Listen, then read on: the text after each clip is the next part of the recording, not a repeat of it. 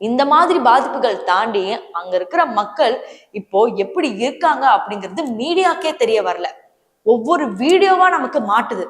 ஆனா அங்க எத்தனை மக்கள் இறந்து போனாங்க, எத்தனை மக்கள் உயிரோட இருக்காங்கன்ற ஒரு டேட்டாவே தெரிய வரல. இதற்கு அந்த நாட்டின் அரசும் பாத்தீங்கன்னா சரியா பதில் சொல்லல அப்படிங்கறத உண்மை. அந்த நாட்டினோட அரசு இப்ப போராடி ஒவ்வொருத்தவங்களையும் காப்பாத்திட்டு இருக்காங்க. இப்ப இந்த நிலையில பாத்தீங்கன்னா இந்தியாவும் என்ன பண்ணிருக்குன்னா கை கோர்த்திருக்கு. அதாவது எந்த ஒரு ஹெல்ப்னாலும் இந்தியா சார்பில் இருந்து பண்ணி கொடுக்குறோம் அப்படிங்கிற மாதிரி பிரதமர் மோடி அவர்கள் சொல்லியிருந்தாங்க. இப்ப இதெல்லாம் ஒரு பக்கம் இருக்கும் போது மியான்மர்லயும் தாய்லாந்துலயும் இப்ப இந்தியர்கள் அதிகமா வசிக்கிறாங்க அப்படிங்கிறது நமக்கு நிறைய தெரியும். ஒரு டூருக்கு நான் கூட தாய்லாந்து தான் போகணும் அப்படிங்கிற மாதிரி ஒரு ட்ரெண்ட் எல்லாம் இருந்துச்சு.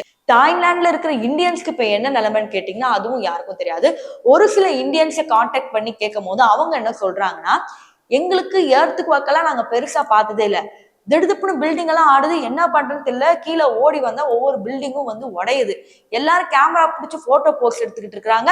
அவங்களும் பயந்து கடைசியில ஓடி போயிட்டாங்க. என்ன பண்றதுனே தெரியல. இப்ப இங்க இருந்து எப்படி வெளியே வர்றதுனே தெரியல அப்படிங்கிற மாதிரி சொல்றாங்க. இப்ப தாய்லாந்து மியான்மர் டோட்டலா ஷட் டவுன் ஆயிடுச்சு. இப்ப இங்க இருந்து இந்தியர்களை எப்படி மீட்டு இந்தியாவுக்கு கொண்டு வர போறாங்க அப்படிங்கிறது ஒரு பெரிய கொஸ்டின் மார்க்கா இருக்கு. இப்ப இதெல்லாம் ஒரு பக்கம் இருக்கும் போது உலகத்துல இருக்கிற அத்தனை மக்களும் தாய்லாந்துக்காகவும் மியான்மருக்காகவும் ப்ரே பண்ணிட்டு இருக்காங்க. இப்ப நான் கேட்ட அந்த கொஸ்டினுக்கான விடை தான் இப்ப நான் சொல்ல போறேன். இப்போ மியான்மர் தாய்லாந்துல நடந்த அதே விஷயம் பக்கத்துல இந்த பங்களாதேஷ்க்கும் அது பக்கத்துல இருக்கிற இந்தியாவுக்கும் நடக்குமா அப்படின்னு கேட்டீங்கன்னா அதுவும் ப்ரெடிக்ட் பண்ண முடியாது. ஸோ அதுக்கு நான் முதல்ல ஆன்சர் சொல்லிட்டேன். எர்த் குவாக் வரதை எந்த ஒரு சயின்டிஸ்ட்னாலையும் ப்ரெடிக்ட் பண்ண முடியாது.